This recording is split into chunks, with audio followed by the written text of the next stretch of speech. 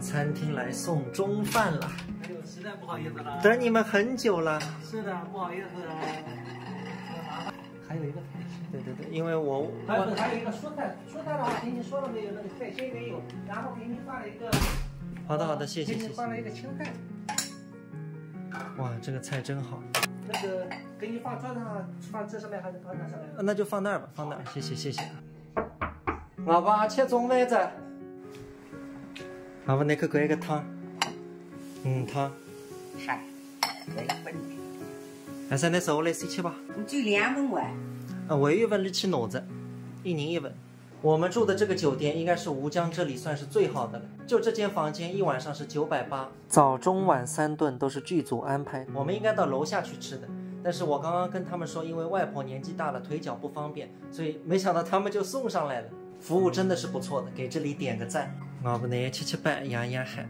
我今天菜包中个热得不得了，难带个大一个蟑螂肯定昏过去，所以你都得翻那菜包，看你在那年纪大，那就实际上，因为你都相信那个便宜食品用不到菜包。谢谢，你们这个服务好的，我不米蛋的哈。没那个，一个是活人的，但蛮能的。朋友们，我们乐器都装好了，现在在等车去东太湖。很多人肯定会说，小刘你最近又冒痘痘了。其实看了我几年视频的老粉们应该早就发现了，我的痘痘数量和演出数量成正比。演出多，痘痘肯定多；没有演出就不长痘。因为我们跑各地演出啊，有时候比较累，会作息紊乱，而且要上妆。那么比较容易长痘的人，他就容易长痘，所以没办法，为了工作只能长痘痘。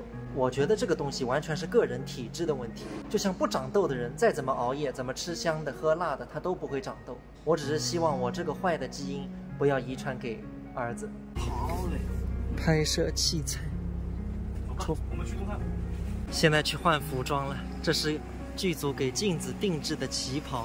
今天下午东太湖这个彩排改成实拍了，因为我们这个平弹的东西没必要反复彩排，基本功在那里，都能一条过，这样也可以给剧组节省时间。